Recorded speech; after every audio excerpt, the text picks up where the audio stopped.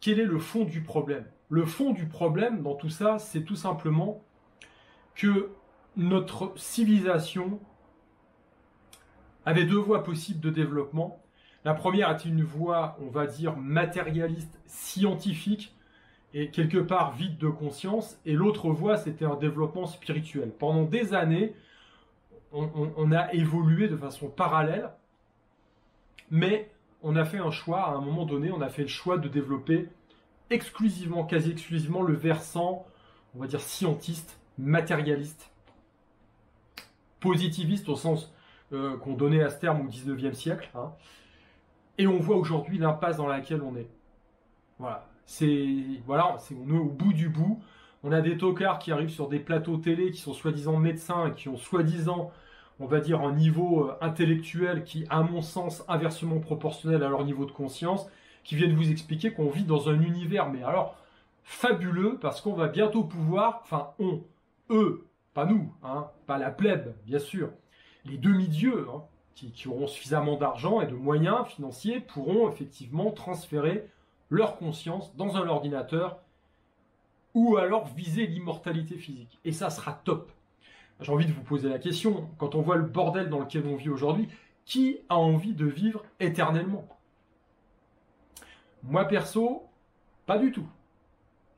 Bref, donc, quelque part, on vit sur ce problème-là initial, c'est-à-dire qu'on a développé une civilisation complètement coupée des valeurs spirituelles. Alors, ne nous y trompons pas, d'autres civilisations dans l'histoire ont développé des capacités technologiques qui étaient importantes. On a retrouvé des artefacts, des piles électriques dans le musée de Bagdad. Bon, je pense que tout ça a disparu depuis un certain temps, depuis la guerre, qu'on a fait au Proche-Orient dans les années 2000, je crois. On a vu que les Grecs avaient développé des technologies, je repense par exemple au mécanisme d'anticythère, c'est de l'horlogerie suisse de haut niveau. Bref, mais ça les a pas empêchés, à côté de ça, essentiellement de développer une vision spirituelle de l'homme au sein de son environnement, au sein de l'univers. Donc c'est la base, parce que cette vision-là, elle conditionne tout le reste. Nous, on a vu qu'une vision matérialiste, et aujourd'hui, on arrive au bout du bout. Alors, il y a encore des gens qui vous disent, on vit dans un monde extraordinaire parce que avant, c'était des barbares. Certes, moi, quand je me promène en France et que j'admire une cathédrale médiévale, en plus, j'ai étudié ça, puisque j'étais étudiant en histoire, spécialisé en histoire médiévale. Donc, quand on dit, ah, c'est le Moyen-Âge, c'était les barbares, oui. Quand on voit ce qu'ils nous ont légué, et quand on voit les cacas qu'on est capable de léguer aujourd'hui, en termes, on va dire, d'architecture, d'art, etc., on a le droit de se poser des questions. C'est vrai que quand je regarde tout le tintouin qu'il y a autour des Jeux olympiques, je me dis que oui, on est très évolué. Alors là, c'est magnifique. Entre Aya Nakamura et Jules machin là, ouais, on n'est pas sorti de l'auberge. Donc, et d'un point de vue purement factuel, dire qu'effectivement avant c'était des barbares, ça va être tout simple. Je vais mettre tout le monde d'accord. Il suffit de regarder aujourd'hui les capacités technologiques qui nous permettent de détruire des populations, des environnements et des pays entiers, avec une facilité. Mais alors, donc les 2-3 000 barbares qui s'affrontaient il y a plusieurs milliers d'années là sur un champ, et puis qui se défouraillaient la tronche à coups de hache, à côté c'est de la petite bière. À côté c'est de la petite bière. Donc non, on vit dans un monde qui est de plus en plus déshumanisé, déspiritualisé. Alors, j'en viens à la thématique d'aujourd'hui, parce que je parle souvent de spiritualité. Eh bien voilà une des démonstrations. Là, on vit dans un environnement où le spirituel a été sorti de l'équation. Et ça nous emmène dans le mur. Alors, je parle souvent de spiritualité. Pourquoi? Parce que c'est une assise. Et quand je vois effectivement toutes ces sorties médiatiques de ces abrutis, il y en a beaucoup qui étaient payés pour sortir leur saloperie, bien évidemment, mais les autres qui sont un peu grillés du bulbe, qui manquent de repères, on va dire, spirituels, justement, qui voulaient amener les anti-vax de force, entre deux flics pour se faire vacciner de force. L'autre, là, avec son écharpe rouge, qui effectivement faisait la promotion. L'écharpe rouge, ça veut bien dire ce que ça veut dire. Il ne peut avoir que des idées que l'on retrouvait à l'époque soviétique. hein, croiser les fichiers pour ficher les gens, leur envoyer des patrouilles, bref, des idées fabuleuses. Je pense que tous ces gens manquent d'assises spirituelles. C'est pour ça qu'ils se permettent des sorties comme ça et qu'ils n'arrivent pas, finalement, ils n'arrivent pas à voir l'ampleur du dégât et du champ de ruines qui est leur esprit, en fait. Voilà. Alors, bref, cette vidéo aujourd'hui s'adresse essentiellement, puisque, comme je l'ai dit, depuis 2020, on a séparation. Voilà, c'est comme ça, c'est pas moi qui fais la règle du jeu. Évidemment, ceux qui s'éveillent aujourd'hui sont toujours les bienvenus, hein, mais bon, moi je vais parler pour les gens qui ont compris. Je pense qu'aujourd'hui, effectivement, on a besoin de retrouver une assise spirituelle. Alors, je vais peut-être en choquer certains. Parce que quand je parle de spiritualité, c'est pas le truc, les cucuis, les petits oiseaux, non-violence et compagnie. Non. Non. Je pense qu'on est incarné dans cette vie, dans la matière, aujourd'hui, là, et que si on veut agir sur cette matière, il faut comprendre les lois spirituelles.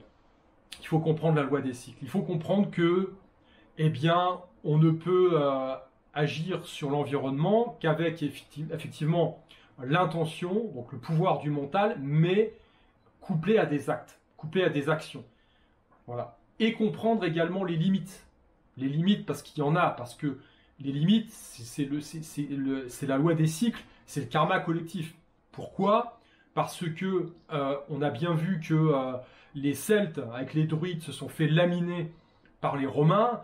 On a vu que les Indiens d'Amérique, qui avaient quand même une assise spirituelle forte, se sont fait laminer par la jeune nation naissante américaine, hein, qui elle-même en plus s'est fait laminer au tournant du XXe siècle par les banquiers qu'elle avait écartés, hein, contre lesquels ils avaient lutté. Hein. Les pères fondateurs aujourd'hui devraient, à mon sens, se retourner dans leur tombe en voyant ce qu'est devenu le pays. On a vu que les sorcières de Salem, pareil, ont été brûlées, et les sorcières, entre guillemets, du Moyen-Âge, des femmes qui avaient un côté intuitif développé, une connaissance des plantes, etc., eh bien, se sont fait détruire elles aussi. On voit aujourd'hui la cabale qui peut encore exister contre les gens qui prônent au final une élévation spirituelle, une élévation du champ de conscience, de la méditation, des choses comme ça. On voit en Chine, par exemple, que les pratiquants de Falun Gong sont quasiment exterminés. Et c'est valable partout. Voilà, alors, à un moment donné, il faut arrêter de dire aux gens n'importe quoi en leur disant qu'effectivement, il suffit de projeter son intention et qu'on va aller dans le meilleur des mondes et que tout va aller pour le mieux. C'est faux. C'est faux. On est lancé dans un processus de destruction qui va être gravissime. Il ne faut pas se voiler la face. Et que ce processus, il est entamé depuis très longtemps maintenant. On en voit les fruits au quotidien. Il suffit de voir effectivement la dégénérescence et la pourriture qui nous entoure partout. Mais ne pas oublier que c'est sur la pourriture que ça crée l'humus et puis les fleurs poussent. Donc on a effectivement cette loi des cycles qui nous dit que à un moment donné, il va y avoir un switch. Voilà. Aujourd'hui, ce qui est urgent de faire, ce qui est urgent de retrouver, c'est cette assise spirituelle. Pourquoi ? Parce qu'elle constitue un ancrage. Parce que dans tout le maelstrom qui nous attend, dans lequel on est déjà plongé, mais qui va aller encore en... Comment dire ? Ça va pas s'améliorer, hein, ça va être de pire en pire. Et bien, ce qui va vous sauver, ce qui va vous permettre de bien vivre, de vivre correctement, de survivre et d'espérer survivre correctement, et puis peut-être aussi de mourir correctement, c'est une assise spirituelle. Voilà. Alors je m'explique. J'invente rien, je sors rien du chapeau. Tout ça, c'est issu d'une filiation que l'on retrouve à travers les cultures très anciennes, à travers les textes anciens, à travers les pratiques. Et moi, je mets effectivement, on va dire, une échelle de valeur, une échelle de valeur entre le côté purement matériel, matérialiste. Au-dessus, vous avez le niveau spirituel qui concerne, mais alors, absolument tout le monde et qui présente des aspects très pratiques, très pragmatiques. J'insiste là-dessus. On n'est pas dans un truc un peu vaporeux, complètement déconnecté des réalités. Et au sommet supérieur, vous avez l'aspect religieux. Vous avez les religions. Et ça, la religion, j'ai envie de dire, ça concerne chacun. en son âme et conscience, en fonction de ses croyances. Alors c'est un petit peu faux ce que je dis, parce que religion, ça veut dire relier, hein, et l'idée, c'est, à mon sens, la religion s'est développée sur un substrat spirituel, et c'est une construction essentiellement humaine, qui a pour but de solidifier l'État et les structures de l'État, quelles que soient les zones où ça s'est développé, pour pouvoir agréger les gens autour de valeurs communes et puis pouvoir faire civilisation, pour pouvoir les ancrer, pour pouvoir se développer. À mon sens, c'est essentiellement ça. Vous avez dans toutes les religions, ou la plupart des religions, une lecture plus spirituelle, plus ésotériste. Personnellement, je me rapproche plus de ça, plutôt que de la religion qui relie tout le monde, où tout le monde rentre dans un moule de croyances, et puis tout est fait pour, évidemment, vous emmener quelque part, parce que même si l'idée de départ peut être belle, on voit toujours que les constructions humaines finissent toujours de la même façon. C'est privatisé par un groupe de gugus qui sont plus intelligents que les autres, on va dire plus perfides, et puis qui finalement réussissent, en privatisant le bousin, à mettre tout ça à leur service. C'est valable pour les religions, c'est exactement valable de la même façon pour les structures, on va dire, étatiques, quelles qu'elles soient, hein, que ce soit nos belles notions de démocratie, le communisme aussi, hein, dans l'idée c'était louable, on a vu dans les faits ce que ça a donné. Bref, donc moi ce qui m'intéresse, c'est l'aspect spirituel des choses. Et l'aspect spirituel des choses, à travers différentes cultures, eh bien, il va se matérialiser de différentes façons, et il va vous permettre de vous procurer un ancrage, d'une part, psychologique, et d'autre part, il va vous permettre d'obtenir, on va dire, une sensibilité, des intuitions beaucoup plus affirmées qui vous permettront, à un moment donné, eh bien, de naviguer un peu plus sûrement dans tout ce bordel.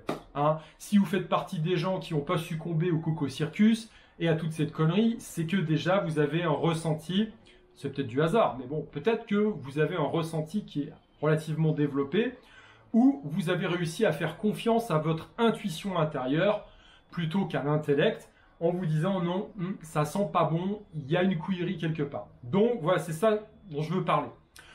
Personnellement, avant 2020, comme vous le savez, j'ai vendu tout ce que j'avais en zone, on va dire, occidentale, ouest occidentale, pour pouvoir être un peu plus, on va dire, mobile, et pour pouvoir me positionner de façon adéquate, parce que je sentais qu'il allait se préparer un truc qui était loin d'être catholique. Bref. En fait, c'était pas seulement une chose, c'était plutôt un cycle qui allait se mettre en place, un cycle compliqué dans lequel il allait falloir naviguer. Voilà. Donc, quand vous développez cette dimension spirituelle, comment on fait ça? C'est-à-dire, l'idée, c'est de développer une intuition, de développer son sixième sens. Eh bien, on travaille sur, on va dire, des parties du cerveau qui concernent plus le côté intuitif. Les femmes, en général, ont cette faculté d'être beaucoup plus intuitives, un peu plus connectées aux énergies subtiles qui nous entourent. Les hommes sont un peu plus, on va dire, terre à terre. Ceci étant dit, on a des techniques pour développer ce côté sixième sens.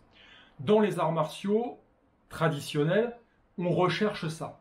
On recherche ce côté intuitif qui nous permet en combat, eh bien, de placer le geste juste au bon moment, parce qu'il faut arrêter de dire n'importe quoi. Ce qui vous fait, à un moment donné, rester en vie ou survivre ou gagner lors d'un affrontement, c'est pas vos muscles, c'est pas, on n'est pas dans un film hollywoodien, c'est pas la rapidité non plus, la force, la technique, c'est le geste juste à l'instant juste.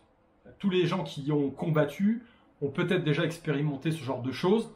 Moi, ça m'est arrivé plus d'une fois. Je suis en combat, je mouline comme je peux, je suis fatigué, c'est compliqué. Pour en placer un, il faut que je monte à 150%.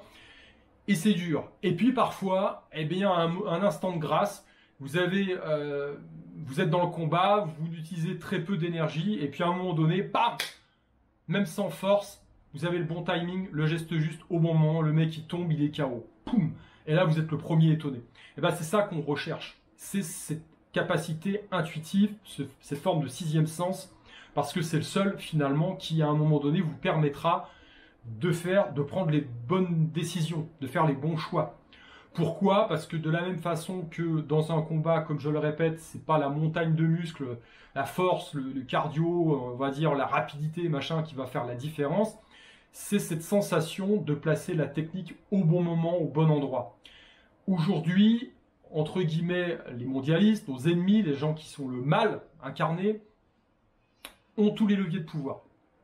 Ils ont des capacités de destruction incroyables, ils maîtrisent évidemment les médias, ils vont maîtriser le narratif, ils vont maîtriser les moutons également, parce qu'il suffira d'envoyer les moutons, les Justice Warriors, là, les Social Justice Warriors, tout le monde, on voyait sur les plateaux télé à l'époque du Coco Circus, tout le monde est prêt à en découdre avec ces salauds d'anti-vax, complotistes. Donc vous voyez, on a affaire à quelque chose de... c'est de la manipulation, c'est de la grosse manipulation. Donc, qu'est-ce qui reste? Eh bien, il reste l'assise spirituelle. Voilà, celle qui va vous permettre de rester positionné dans la tourmente. Celle qui va vous permettre de dire, ok, je mets ma vie en jeu parce qu'ils prendront ma vie mais ils prendront pas mon âme. Voilà, c'est celle qui va vous apporter l'assise, sur cette assise qui va vous apporter ce sixième sens, ce côté intuitif, qui va vous permettre de faire, du moins on l'espère, les bons choix au bon moment. Si je dois bouger au bon moment, après c'est trop tard, bien avant, c'est pas le bon moment non plus. Donc vous avez bien compris que ça, c'est un aspect fondamental de la chose. Si vous vous isolez dans un pays en estimant que vous serez à l'abri de tout, les mecs qui prennent un avion, qui vont en Nouvelle-Zélande aujourd'hui pour échapper à la Troisième Guerre mondiale, je sais pas, peut-être qu'il y a un volcan qui va entrer en éruption et qui va pourrir tout le lieu, ou alors il y a une plaque tectonique qui va bouger, et puis l'île, elle va s'effondrer, elle va disparaître. Donc, voilà, quand vous avez cette assise spirituelle, ça vous permet de lutter contre la peur, et donc contre les mauvais mouvements. Vous captez les choses plutôt que d'anticiper en vous montant le bourrichon. Vous faites le tri entre le bruit médiatique et les véritables signaux qui vous renseignent sur les choses qui se présentent et qui se préparent. Et ensuite, vous avez les coronesses de prendre les décisions qui s'imposent, c'est-à-dire le geste juste au bon moment. C'est le mouvement qui crée le chaos en combat. Donc, comment on travaille ça? Il y a plusieurs façons. Le centre de l'équation, c'est l'intention. C'est l'intention que vous mettez dans ce que vous faites. Pour moi, l'activité physique, à travers la pratique des arts martiaux et à travers le travail sur le corps, est une voie royale parce qu'elle permet d'être connecté directement à vos sensations, à vos ressentis. Et en plus, quand vous vous entraînez en extérieur, d'être connecté avec l'environnement. Quand vous travaillez les arts martiaux traditionnels, vous êtes en plus connecté à l'autre. Parce que vous apprenez à lire sa gestuelle, à lire ses intentions, à travailler votre côté intuitif et à agir au bon moment, à placer la technique au bon endroit, au bon moment. Donc l'intention est importante. J'avais déjà expliqué dans plusieurs de mes ouvrages, notamment j'avais écrit un ouvrage sur l'encyclopédie des mouvements de musculation avec poids de corps. D'ailleurs, vous n'avez que votre corps et puis vous avez tout un panel d'exercices à réaliser qui vous permettent d'éviter de vous enfermer dans une salle de gym et de payer un abonnement. Vous avez le même type de travail tout efficace. Je rappelais que l'idée, c'était de considérer son corps comme un temple dans lequel vous entriez au moment de l'entraînement. Il y a un côté ritualisé là-dedans, un côté rituel. Quand vous entrez dans l'entraînement, vous entrez en conversation avec vous-même, avec votre moi profond, avec l'environnement. Vous ne faites plus qu'un, vous êtes concentré dans l'instant. La concentration est super importante aussi, cette capacité d'être centré sur une seule chose et d'y rester, de rester attentif à ça. Maintenant, ce n'est pas la seule méthode, c'est pour ça que moi je les multiplie. Vous avez l'approche artistique. Tout ce qui permet de développer votre sens artistique vous permet de développer une forme de sixième sens également. C'est toujours la même chose, l'idée c'est de rester connecté avec soi, avec l'environnement et de travailler le geste juste sur la base d'une intuition forte. Quand vous travaillez le geste pour la peinture ou le dessin, on est totalement là-dedans. Quand vous faites de la calligraphie, c'est la même chose. Quand vous pratiquez un instrument de musique, c'est la même chose. Alors moi qui suis aussi guitariste, je pratique la guitare depuis de nombreuses années. J'aime beaucoup l'improvisation. L'improvisation, c'est pareil, c'est un peu comme une forme de combat. C'est réussir à placer la note juste au bon moment sur un tapis harmonique pour faire quelque chose, on espère du moins, d'assez mélodieux. Et tout ça dans l'instant. Vous ne lisez pas une partition. On est dans de la création spontanée. Donc l'idée, c'est ça, c'est de travailler encore une fois, d'avoir accès à des zones du cerveau auxquelles on n'a pas accès en temps normal. Quand je dis en temps normal, c'est-à-dire dans le cadre de notre vie quotidienne où on doit gérer un tas de merde, où on est en prise avec le matériel, etc., etc. Vous avez aussi la connexion avec les éléments, avec la nature. Quand vous êtes en fusion lors d'une grande balade en forêt ou dans un milieu naturel, c'est la même chose. Il y a un aspect méditatif. Il faut réussir à faire le vide dans sa tête et à ressentir tout ce qui se passe autour. Donc il y a plein de voies possibles qui sont quelque part plus ou moins interconnectées, hein, puisque dans le travail physique des arts martiaux, on parle d'art. Hein, c'est les arts de guerre, les arts martiaux. Mais c'est pas seulement foutre son coup de poing sur le pif du mec qui vous a piqué la place de parking. Ça serait très limité quand même comme pratique. Non, on recherche autre chose. Tous les grands artistes martiaux des temps passés, quand je dis artistes martiaux, je parle pas des danseuses aujourd'hui qui font du sport, qui machin. Je parle des mecs qui étaient sur des champs de bataille. Des mecs qui ont eu à utiliser leur technique pour tuer, pour rester en vie, pour vaincre. Hein, ont développé cet aspect spirituel de leur pratique.